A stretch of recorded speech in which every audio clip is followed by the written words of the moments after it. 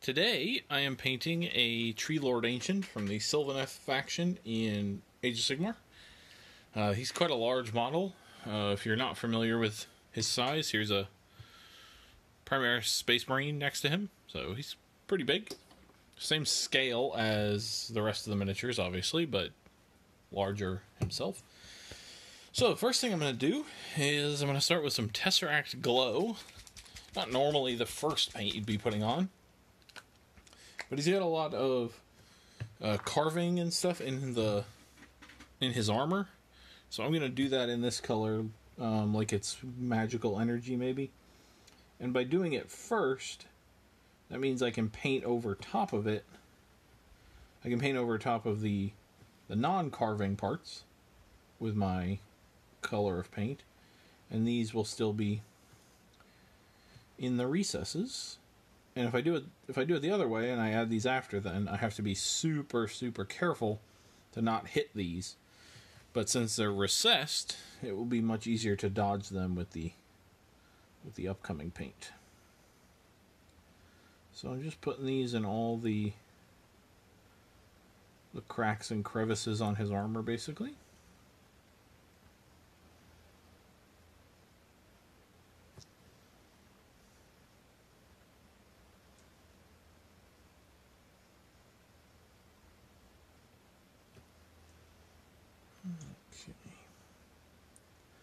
I'm going to put them in, definitely going to put them in these swirls and stuff that are the runes or whatever, but I'm also going to put them in some of the other cracks. And then if I decide once I'm painting the armor that actually they don't go so well in the other cracks, I'll just paint over them. And after looking at it, I think I will keep them in there, but we'll see.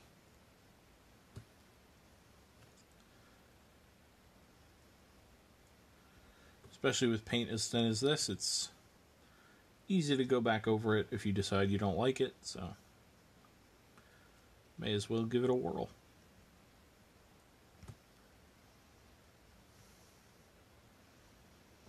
Alright. Got a couple little ones over here.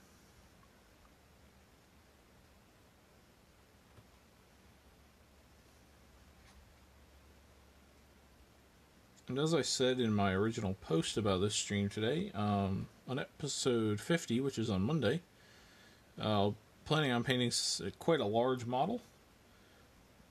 So I thought I'd start with this one, who's medium-sized, just as a sort of a practice, working up to the much larger model that I'm hoping to paint on my Monday stream.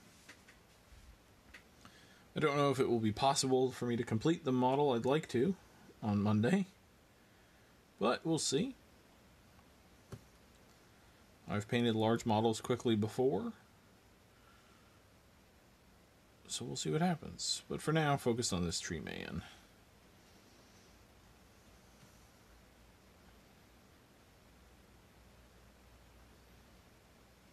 As the loincloth kind of gets in the way here, but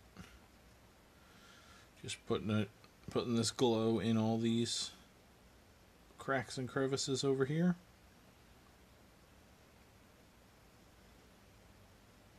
And hopefully, by the time we're done with these, the first ones we did will be dry, and so we can go straight into the armor. If not, it's no big deal. We'll just pick a different color. But for now, that's going to be the plan.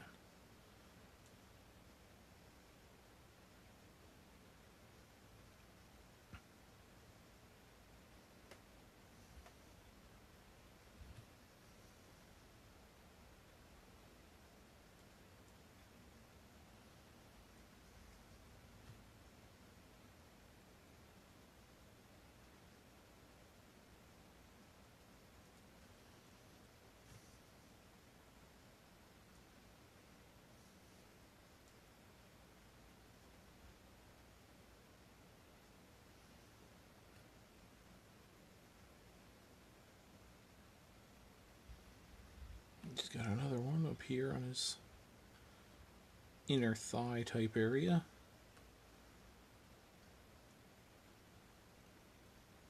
Or maybe his inner upper trunk. Don't know if a giant tree man considers that his thigh or not.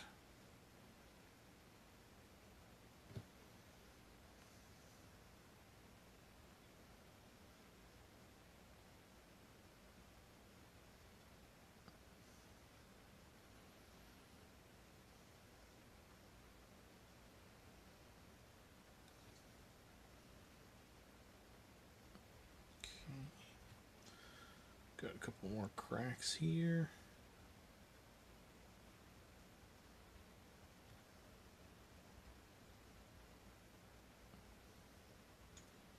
Alrighty. Then we've got some on his head.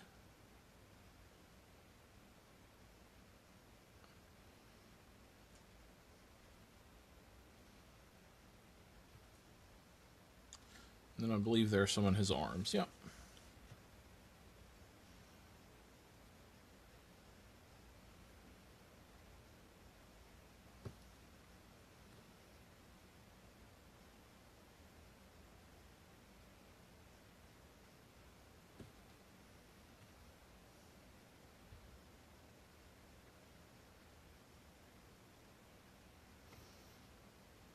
And like I said at the beginning, I'm not being very careful with this. I'm just putting it on there. I will go back over his armor when I'm done and pull off all the extra. Or not pull off, but paint over all the extra green that's on here.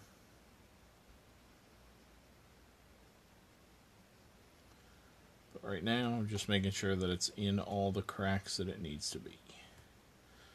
So let's go ahead and do this other hand now. Other arm.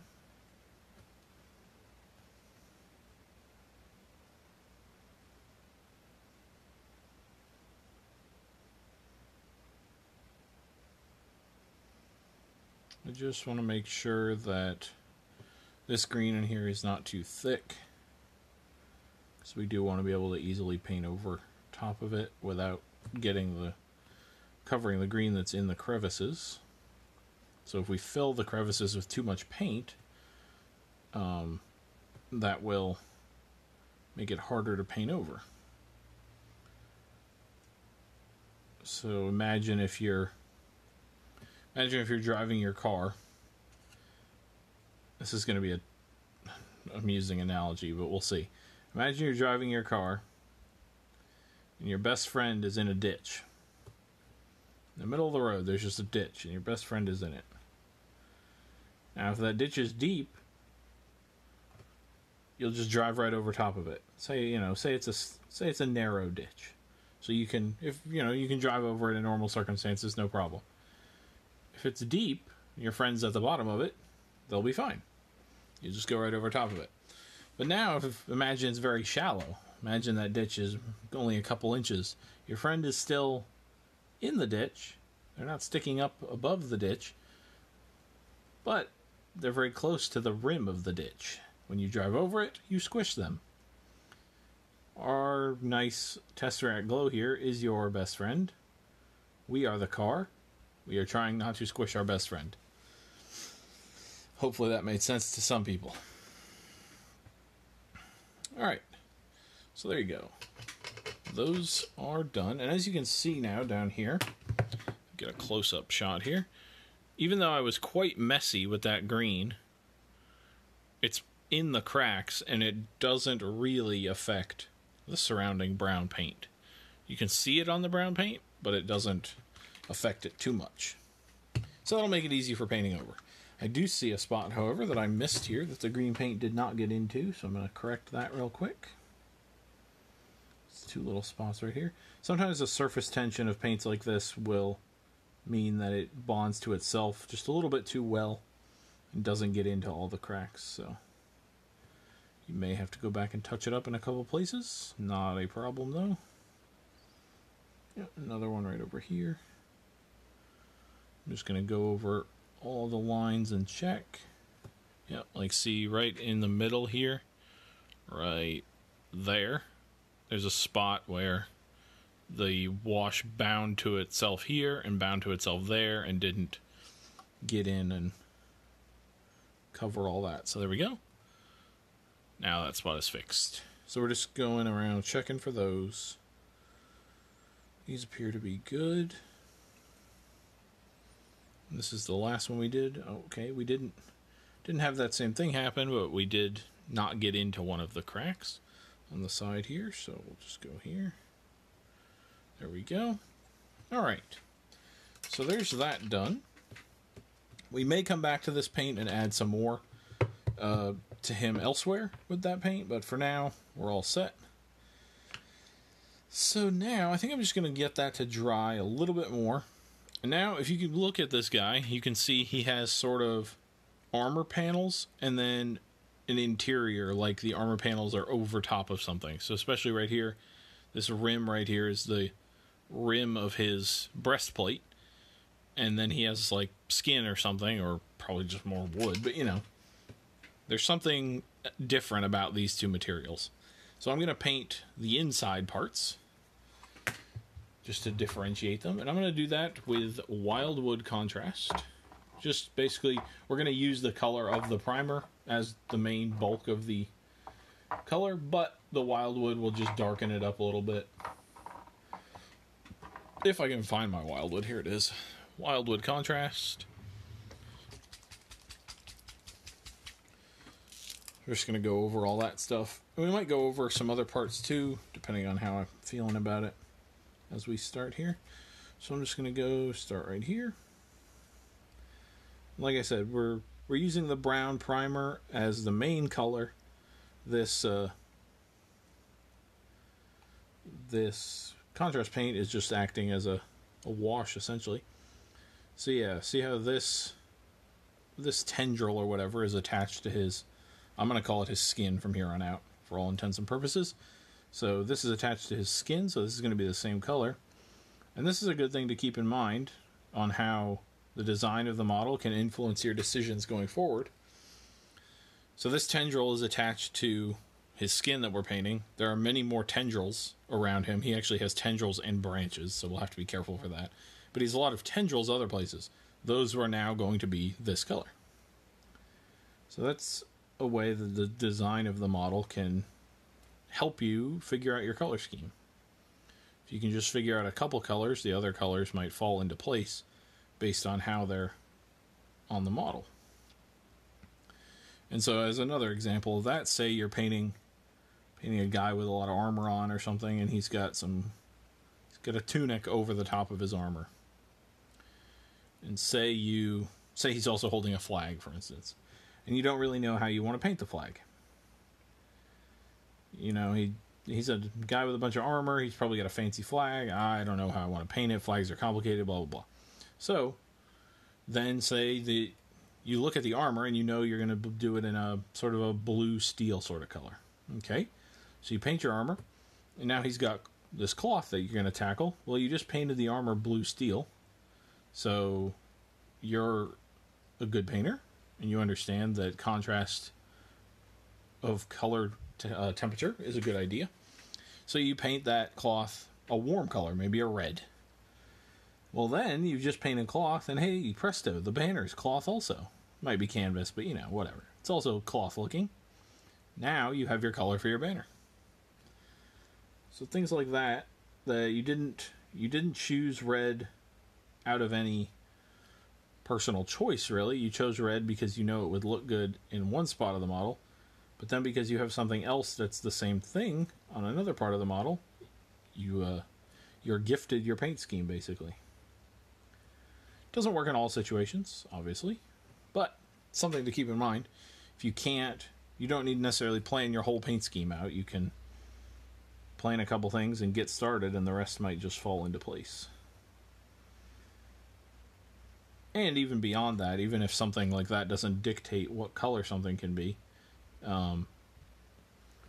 the act of painting can often inspire you to, oh yeah, this definitely needs to be this color, or whatever. That sort of thing. That's often how I will paint, to be honest, is I will see a miniature and I'll think, like, those would look really cool in red. Let's just say. I'm not really thinking about, like, the red it's going to be and how to highlight that red, and excuse me, my voice sounded like it was going through a, I don't know, like a fan or something. Sounded like a motorcycle engine. So I'm not really thinking about what red that's going to be or anything, but I'm just thinking about those models are going to be red. And so I haven't thought of anything else, but I'll go in and I'll start painting it, and I'll paint the red, or I'll paint something else of it, and then by looking at that I've just painted, I'll be like, oh yeah, it's got to be this red. Or I'll paint the red, whatever red I decide on, and then I'll see, oh yeah, of course, this then should be this color, and this should be this color, and blah, blah, blah, blah. So the planning step can be extensive when painting miniatures, but it doesn't have to be. It can also just be done on the fly, as it were.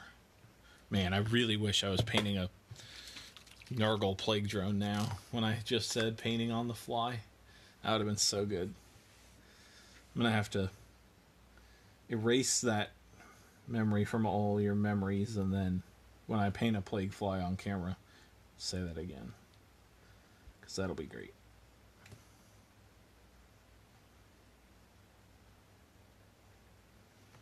Alright, just look in, see where his armor is here. Don't want to get this color on the armor.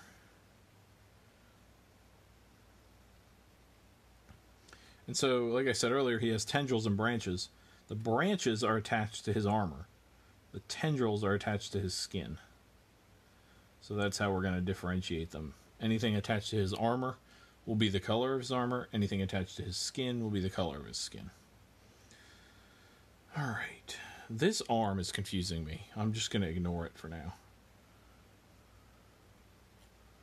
Because I honestly have no idea what's happening with that arm.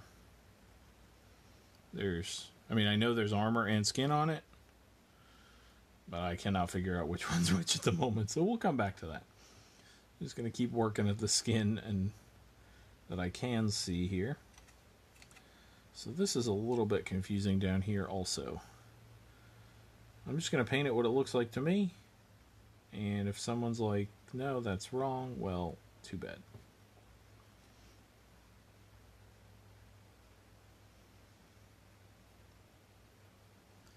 So to me, this is a branch. It's connected to this, so this must be armor. That in there is lower, so it's not armor. Then you go back here, this is connected to a branch, so that must be armor. So it's almost like he's got a heel made of armor. It's like he's got a shoe that's two parts. I don't know, it's very interesting. I also don't know why they're giving giant tree men high heels. Not that there's anything wrong with that. If giant tree men want to have high heels, fine. It's just not the design choice I would have made personally.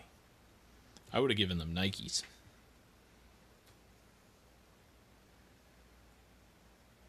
So we'll just keep on keeping on with this skin. Still haven't figured out an armor color, to be honest, but we're going to get there. Thinking a light color, and I'm thinking I'm going to dry brush it on. I'll be honest, after I put this green on, the green that got onto the brown primer is a lot less noticeable than I thought it would be. I thought I was going to have to try really hard to cover it up, and so that's opened up a lot of possibilities to what this armor was going to be. I thought I was going to have to go in and paint all in between here and stuff, but based on how light it is, not in the crevices, I think I'll be able to dry brush over and call it a day. So that'll be awesome. Get this guy done a little bit quicker. What is this guy? Okay. He's got a patch of skin here.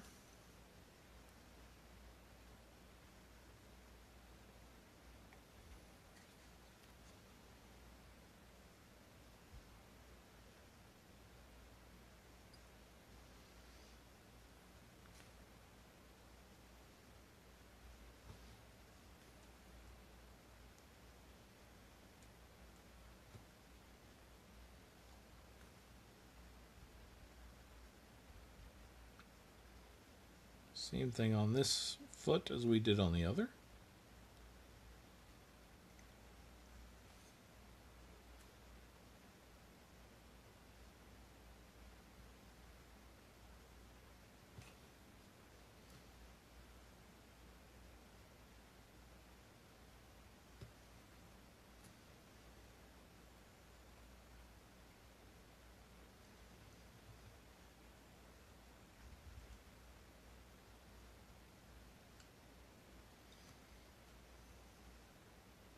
Oh, I see. It's a piece of sprue I didn't clip off.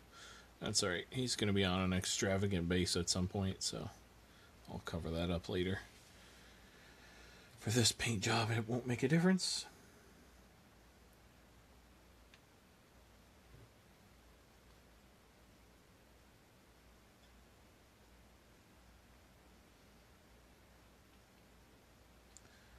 This is as good a time as any to say, I guess. Well, if you're watching on YouTube, it's too late. We've done it already. But if you're watching live, you should consider participating in our charity 24-hour charity paint-a-thon. If you're confused what that is, send me a message and I will happily give you all the info. The basic gist of it is we're a bunch of us are getting together, not getting together in person, getting together virtually. #pandemic. But we are going to be painting for 24 hours. We've been getting pledges from different people.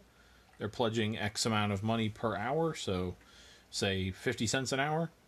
However many hours we paint, they give us that money times whatever they pledged. So if they pledge 50 cents an hour and one of us paints for 10 hours, they give us $5. And then all that money goes to the Statesboro Food Bank. So if you'd like to get involved, please do, either by painting or donating. And yeah, it's going to be good. Going to be good.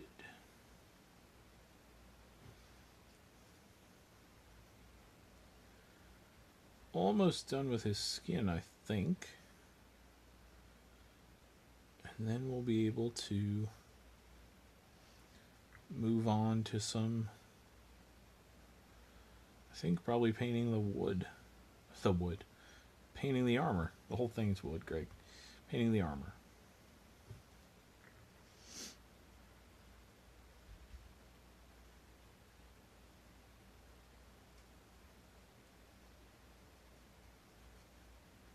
This is something I will say about contrast paint. We all talk about how it needs to be over a light primer, and you should do it over a light color or a zenithal or something like that. But as long as your primer is lighter than your contrast paint, it'll work just fine. I don't think anyone would describe this primer as a light color. It is brown. It's a pretty medium brown. But our contrast paint we're using is darker than that, and so it's working just fine. Something to keep in mind. Won't necessarily be useful in all situations, but you never know. So you just got a little tiny bit of skin there. I think that will not do it because I forgot about his head. Alright, let's see what we got here. I'm going to paint this. I think I'm going to paint his beard also in this color. I can always come back and dry brush different parts later to differentiate.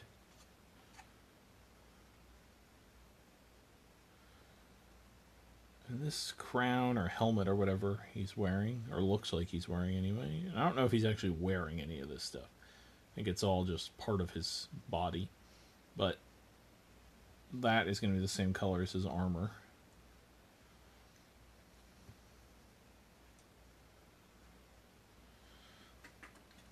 See if we can change the light a little bit so you guys might be able to see it a little better. What's happening? Painting a larger model does pose some challenges for streaming the process. Gonna have to think about that for Monday. Because the model I plan on painting is about, I don't know, all told, maybe 3 times the size of this guy.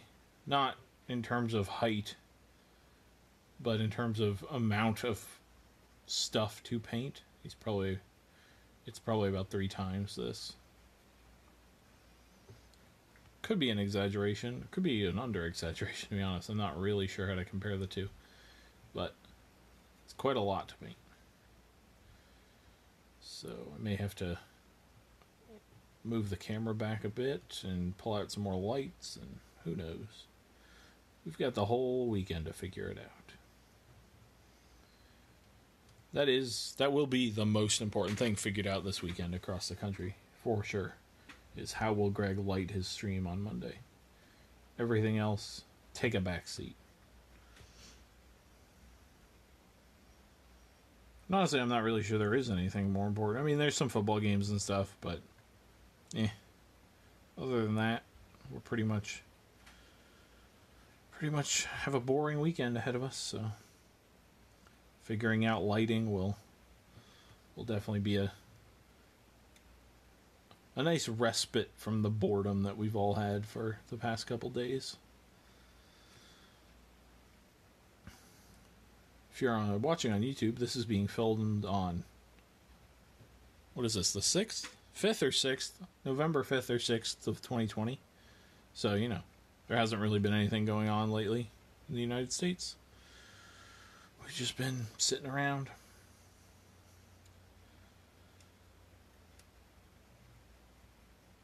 So this will be the last thing that we paint in this color, for now anyway. Alrighty. So, yep, there we go. Alright. So now, I am going to take the paint that I'm going to use for the armor. Well, actually, I'm going to go through a couple paints and I'm just going to take a look and see what sort of thing we want here. So, there's an option for Rakarth Flesh. It's one of my go-to colors recently.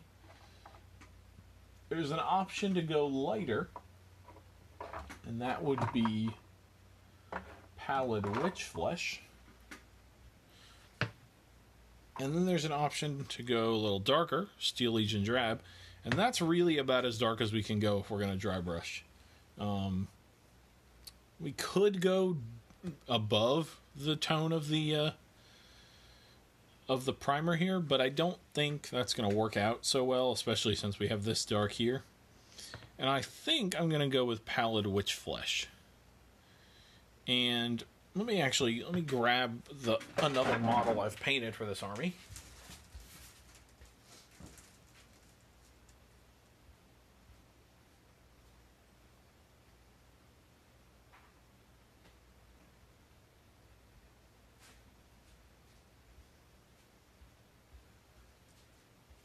So this is Drycha. She's another character in this army. And as you can see, I painted her like with a birch theme.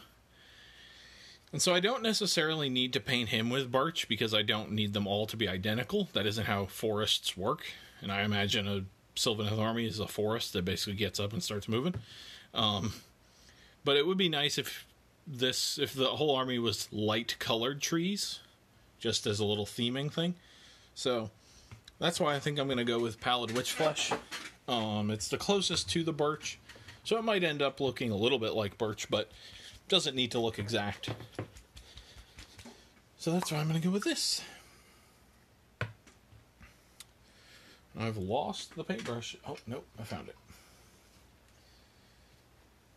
My paintbrush that I'm going to use was upside down with this end in my paint water. Because this, if you're going to use Tesseract Glow, I recommend that you, even if you aren't going to use it, shake it daily. If you're painting, I'm not going to say you should, because people's schedules are all over the place. My personal opinion is you should paint every day to keep your skills going and blah, blah, blah. Okay, so while you're painting every day, give this a shake, because I left it for a while, and I've left other contrast paints and stuff for a while, and they're fine. You shake them and they're good.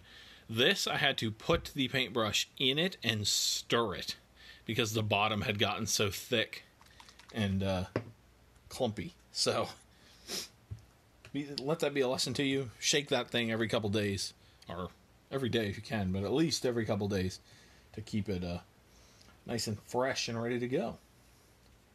Alright, so I'm taking this Pallid Witch Flesh, and I'm getting most of it off my brush. Alright, and here we go to ruin the model. Alright, here we go.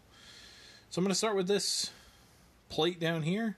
I'm just going to start dry brushing. This is almost going to be like an overbrush, because there is still quite a lot of paint loaded on my brush. We're just going to see how it goes. And now when I get to here, this is very important. So when I get to this spot that I've already put the green on, normally when you dry brush you can do this, back and forth, up and down, whatever, it doesn't matter. This specifically, let's see if I can illustrate this for you. Here, I'll illustrate it with some foam. Alright, so if we have a nice divot in our foam here, just cut a little triangle out of it.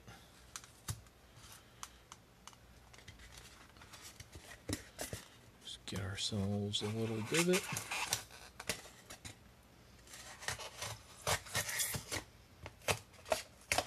Alright, just pull this out real quick.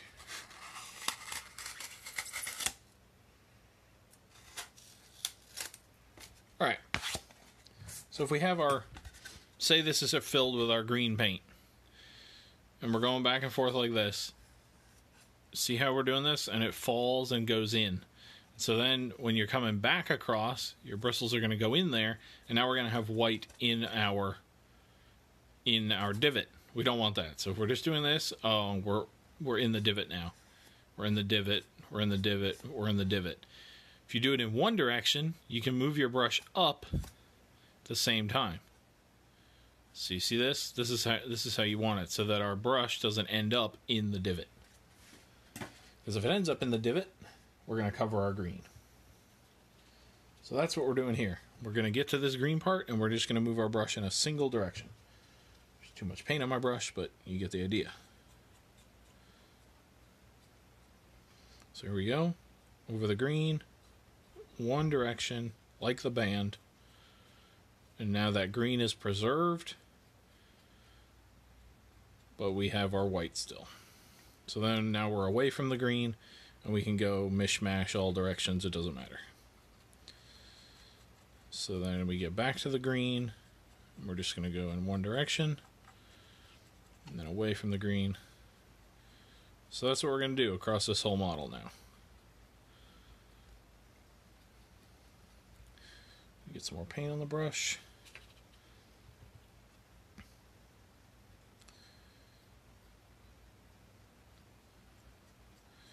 Now I'm going to do all the way up these branches, because we'll come back and paint the leaves, obviously, but the branch itself is going to be the same color as the trunk of the tree. At least in my experience. I'm not an arborist, but I've seen trees. You can quote me.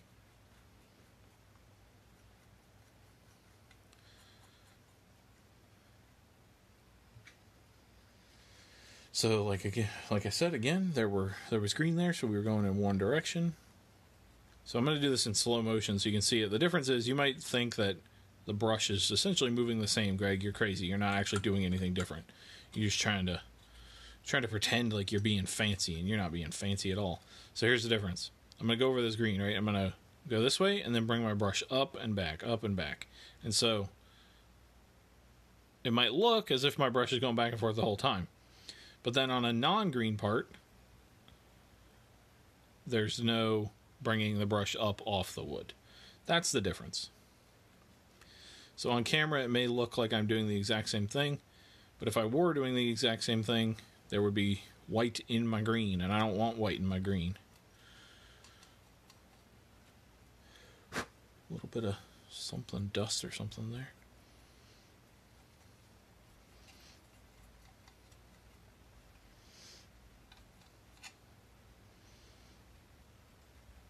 Alright, so that is what our entire model is going to look like when we're done. If I don't mess it up, anyway. So this is one of the things of painting, how a lot of painting is not high stakes. You can just paint over it and it's fine. This is where painting starts to get high stakes at some points, because there's green in these crevices. If we get white in these crevices, we will ruin our effect. And now we'd have to really try hard to come up with a way to redo that effect easily. We could lay green back down and dry brush over it, but that green is going to be much lighter now because it's over white. It's not over the brown like we originally did. So maybe we reprime that section, but we'd have to tape the rest of the model off. Maybe we try to just apply some of that primer with a brush. So it's doable. It's not impossible. It's never impossible, but it's difficult. So this is where you really want to be careful. And for this specific technique, the easiest way is to over-wipe the paint off your brush. In parts there's no green, you can be pretty forceful with the white and essentially do an overbrush. But there's nothing wrong with taking 50 passes to get a color on how you need it. So if you need to, just go on very light and go back over it over and over and over and over and over. So I'm back to a green spot, so I'm going in one direction. And then no green, I'm going back and forth.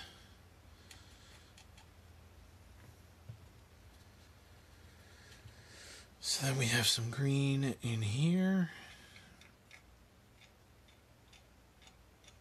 Good. Just going to go over this a little bit more. It's not quite as white as I'm hoping it will be. There we go. That's much better. All right.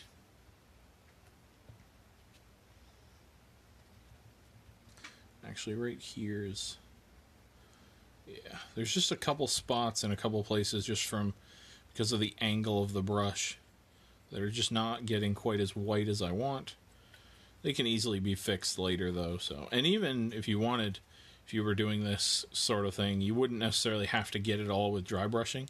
You could get just the spots with green with the dry brushing to make it easier, and then go back with a normal paint style and just with a normal paintbrush and just paint in your details. That would absolutely be a thing.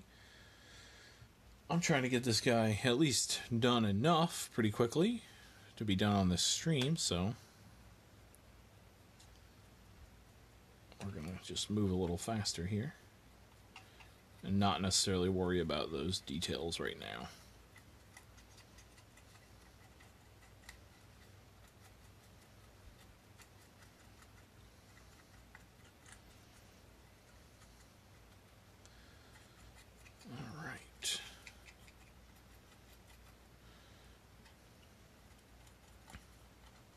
So I'm just going to do a zoom in real quick here. As you can see, green still in the crevices in there. Not any white in the crevice. We do have white on the armor, just like we wanted. That is what we're going for. So it's working well.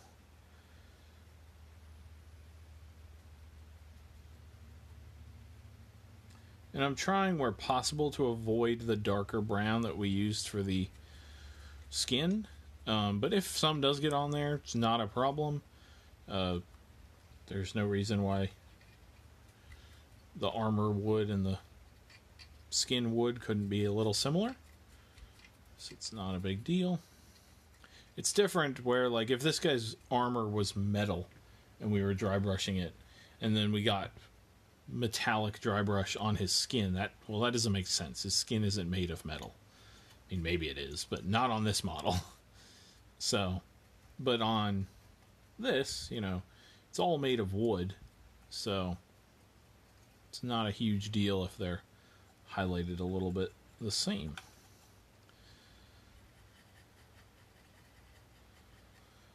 I'm not sure what these are exactly. I think they're probably going to be different in the end, but I'm going to dry brush them for now. This is about doing that is about stopping points, like I've talked about before. Mostly talked about them on my Wednesday streams when I'm focused on more beginner techniques. But it can be useful. I'm painting this as a one-off model, but it is going to go in an army, and so if I was painting the rest of the army, there would be considerations about how far do I go on each model. And so that would be a way. You know, this is clearly something else. It's not part of the armor. It's part of this like talon weapon he has here. Which I mean, I get it's his hand, but it's a weapon. So it could be painted differently. And one day I may paint it differently. But in terms of getting the army done, if you just painted it like wood, no one's going to bat an eye. So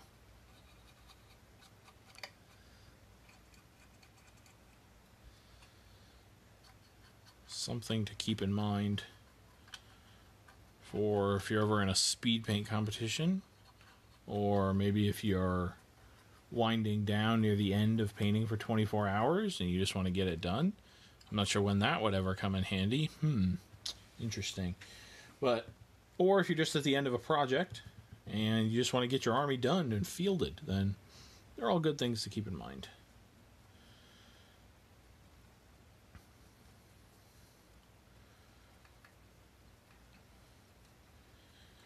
And so now we come to this little dude here. Oh, let me finish this part off first, actually, and then we'll come to that dude.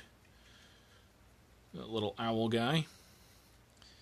And I was about to say, obviously, he's not made of wood, but actually, in the Sylvaneth world, maybe he is. But either way, I'm going to dry brush him with white anyway, because it will allow us to use a contrast paint to come back over him and basically finish him up really fast. And now, because we've dry brushed him white, a lot more colors are available to us in the contrast range that will work on him. So this part is going to get tricky here with all these branches. So what I'm going to do for this is I'm going to wipe my brush off less, basically, because I don't want to be too rough on all these branches up here. So I want a lighter touch of the brush to have more of an effect, i.e. deposit more paint. So I'm not going to wipe as much off, because I don't want to be rough with these and break one off or something like that.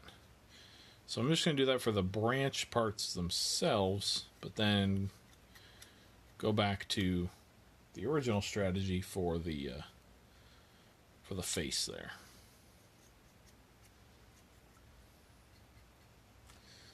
Okay, same thing here.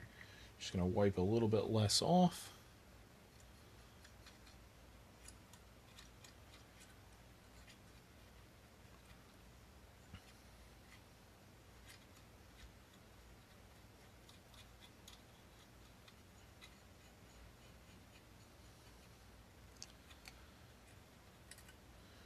And this is the back of the model, so it's another consideration to be made. 9 times out of 10, obviously with maneuvering and stuff, this will not always be the case, but 9 times out of 10, you will be looking at the back of your model. Your opponent will not. And so you don't really have to worry about the back of your model as much as the front, because, you know, if you see that it's not painted as well duh, you painted it, you're going to know. But show off to your opponent, like, yeah, look how awesome I am. Maybe that's just me and my ego, but I think it's at least something to consider. Again, if you're at the end of a long project or what have you.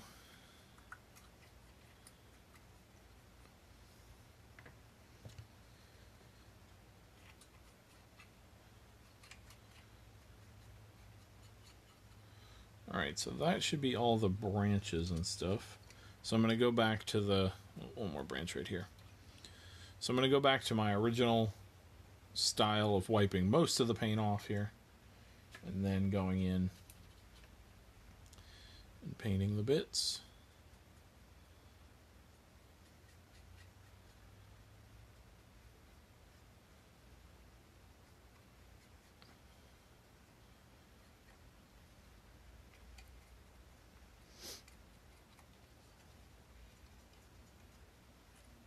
Go.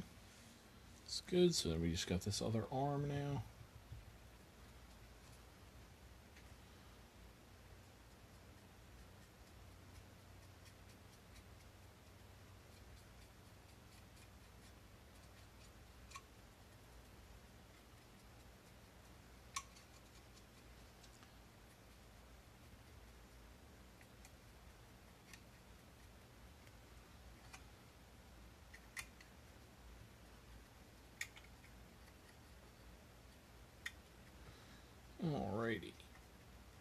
this last little bit here, and this dry brushing will be done.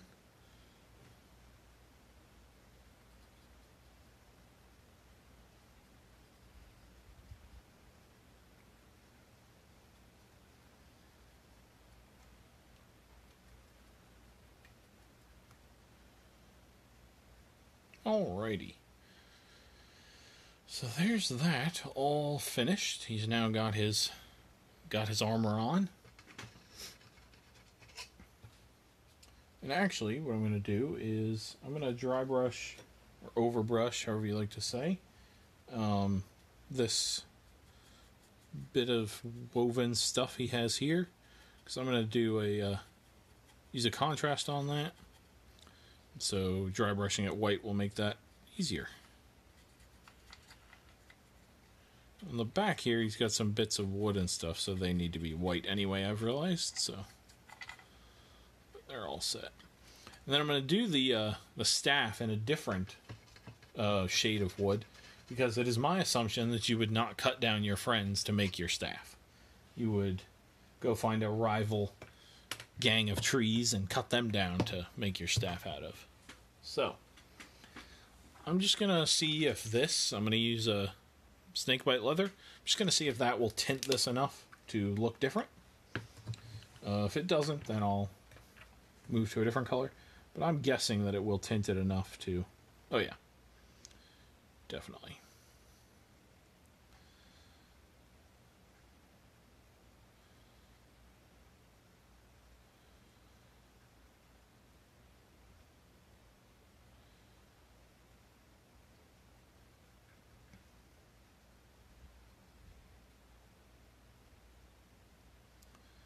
So I'll just do all that.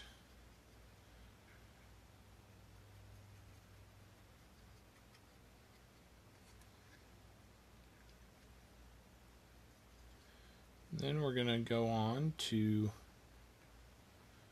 the, we're going to do the leaves, the little tiny branches and the leaves, and then we're going to call this guy done, at least for today's stream. I might go back and work on him some more at some point, but for right now,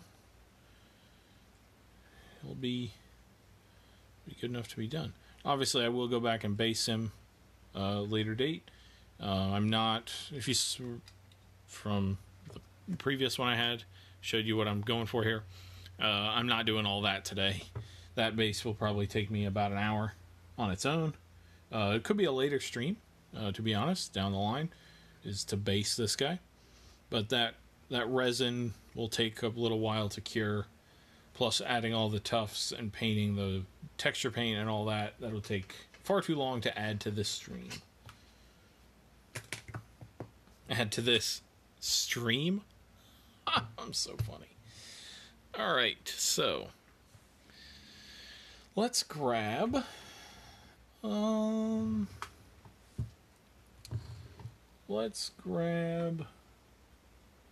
Creed Militarum Green. Let's get Militarum Green, if I can find it. Here we go. Militarum Green, and here's that contrast medium that I was talking about. You have to shake these, not as much as the Tesseract Glow. You'll see in just a second. Maybe 20 seconds of shaking this will have it all cleared. And there you go, it is. Tesseract Glow, I'm convinced you could not shake that out. So then I'm just going to come to all these. I'll use a bigger brush. All these little branches, and I'm not going to be super specific, but just up near where the leaves are, I'm going to paint that in green. So as you get farther out on a tree, it becomes less covered in bark and more green and new growth. So that's what I'm just trying to simulate here. I'm also going over the leaves in this color, even though our leaves are going to be painted in a minute.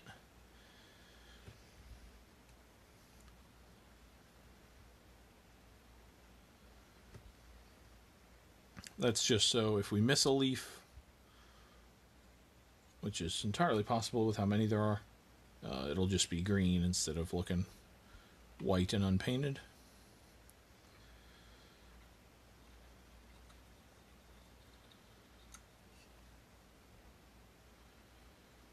Just getting this. Oh, this branch missed some of the white. That's okay. We'll just paint it green. Problem solved.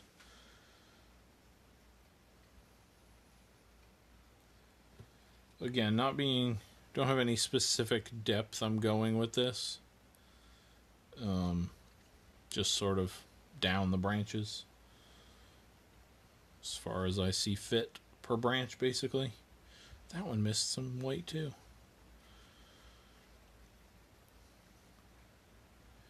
And then we're going to come back, and in this army, leaves are purple.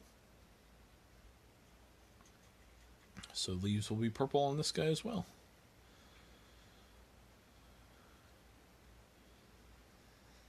And we've got a bunch of branches up here.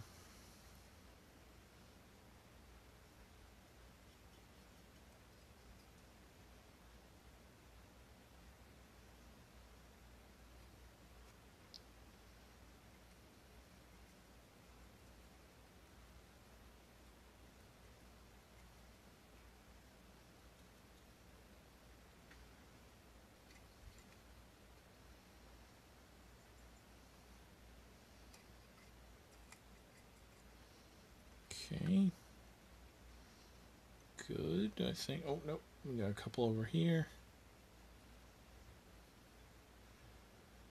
These, I'm going to do the whole vine here in green.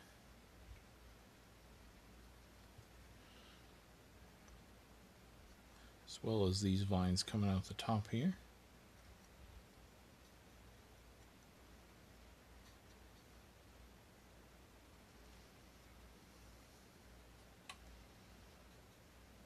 And these vines and stuff over here, I'm going to do something special with at the end. But I'm just going to get this green on here now. There we go. Alright, so now all our leaves, except for a couple that I've forgotten about.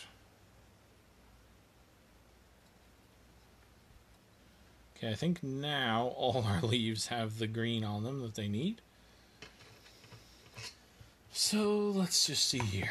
I'm gonna do a lighter purple. No, I'll do a darker purple on this guy. So I'm gonna use Zurius, I guess. Zurius purple on that. I'm gonna use Flesh Terror red to do the woven stuff real quick. And then I'm gonna look at my other model. Okay, I'm gonna do blue eyes for this guy. So I'm actually going to do the blue eyes first real quick. Just because they're easy. Knock them out real fast.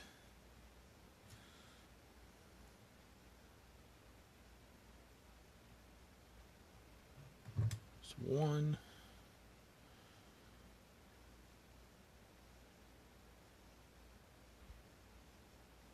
And there's two. Now he's looking significantly more lifelike. So then I'll do this part actually first. So I'm going to grab this Flesh Terror red and just go over this woven part here. There's some wood on this though, so I don't want to get that. That needs to stay that white color.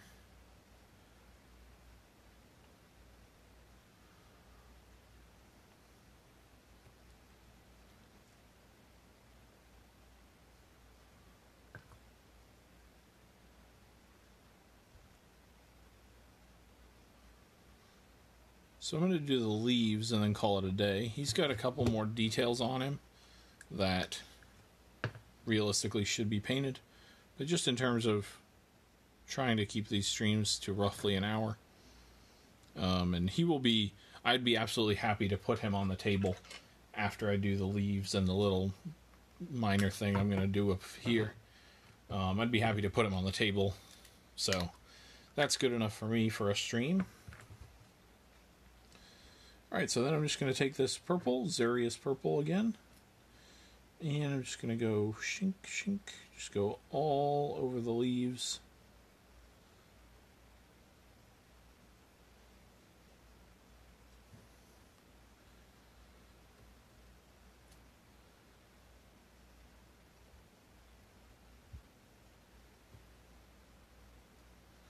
And looking at this guy, there's actually quite a few things on him, little details.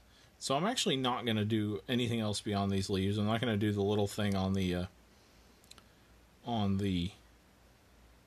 staff, because I think I'll make this a second stream at some point, maybe next Friday, of how to take I did this once before, how to take a sort of battle ready model up to a higher standard. So I think that's what I'll do. So I'll just do these leaves really quick, and then we'll call it a day.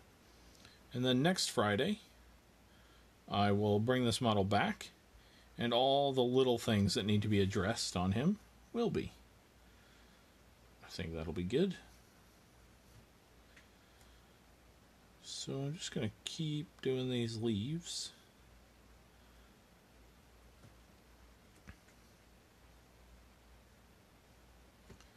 And there are two sides to every leaf, so I do have to make sure to go back and grab the other side of them.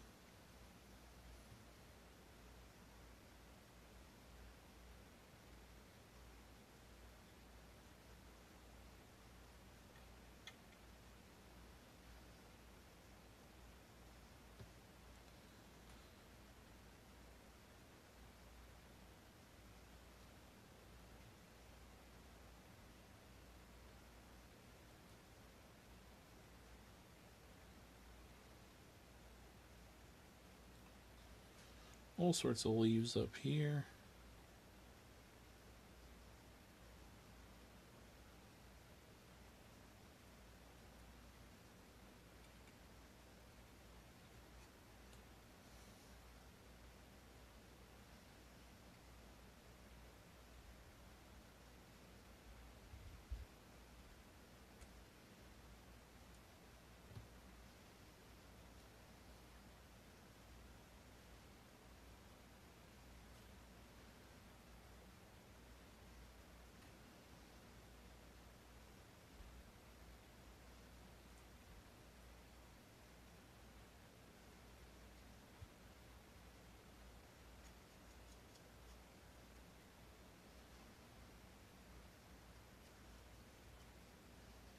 Alright, so there's the leaf. Nope, I've said that several times, like, here we go, I'm done with this step, and then I'm not. After these leaves right here, I believe I'll be done with this step. Yes, alright, and that'll be him done for the day, in fact. But like I said, next Friday, I will bring this model back, and we will go over all the other little things that need to be done on him. So he's got some jewelry right here. He's got some details on his beard. I'll do the thing I wanted to do here. There's some more details on his staff. We'll paint the owl. We'll do his inside of his mouth, the lichen and stuff all over him. He's got some mushrooms on him over here. All that sort of stuff. Some barnacle-looking things, fungus of some sort. That kind of stuff. We'll do that next Friday. Thank you, everybody, for watching. I will see you again on Monday for episode 50, where I'll be painting something large. Clearly, though, I didn't get very much done on this guy in an hour. At least it doesn't feel like it. So we'll see how that goes on Monday. Then Wednesday, I'll be back on the Galactic page doing something board game D&D beginner related. And then Friday, this guy will be back here ready to go again. So like I said, thank you everybody for watching, and I will see you next time.